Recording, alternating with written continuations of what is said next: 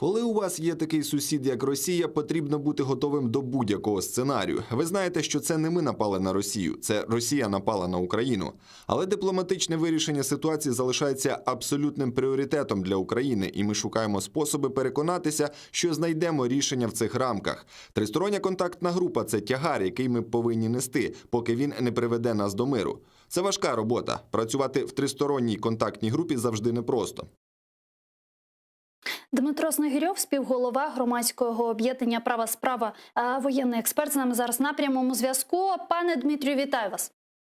Добрый вечер. Добрый вечер. Ну что ж, вот Дмитрий Кулеба, отвечая на вопрос о готовности Украины к военному сценарию в случае провала политического процесса, сказал, что такой сценарий также исключать нельзя. Как вы считаете, достаточно ли у нас сегодня военных сил и ресурсов, чтобы рассматривать такой вариант деоккупации наших территорий? Ви знаєте, по великому рахунку сценарій звільнення окупованих і анексованих територій варто розглядати лише на момент зміни політичної ситуації в Російській Федерації. Бо наразі саме Російська Федерація є гарантом існування квазіреспубліки відповідно окупаційного режиму на території анексованого Криму. Якщо українська армія, яка налічує наразі більше 200 тисяч вояків, все ж таки буде, скажімо так, пристане на реалізацію військового сценарію звільнення окупованих територій, то не виключно, що наступний день Російська Федерація заявить про захист громадян Російської Федерації на цих територіях.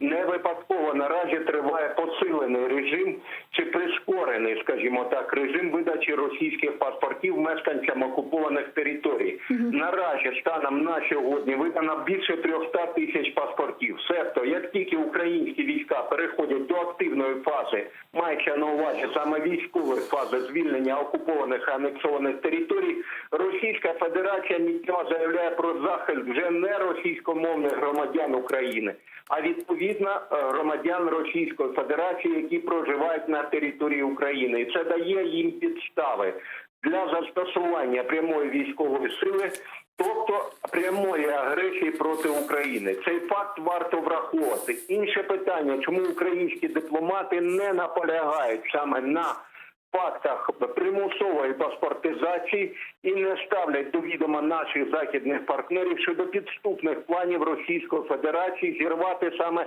військовий шлях деокупації цих територій.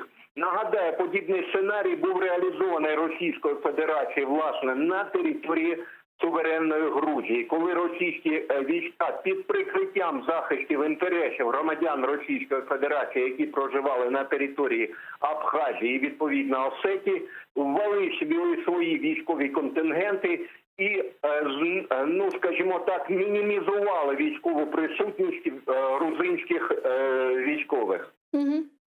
Но, тем не менее, мы видим, что вот в своем интервью, где президент Владимир Зеленский говорит, что он верит, что ему удастся договориться с Путиным и что у него получится заключить какой-то с ним мирный договор, который бы означал возвращение оккупированных территорий Донбасса и Крыма.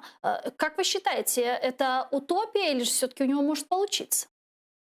Юльсун, ну давайте подивимося, власне, на відповідь офіційного Кремля. Пісков вже заявив про те, що вони готові розглядати сценарій деокупації Донбасу, але в рамках Мінських домовленостей. А Крим ні.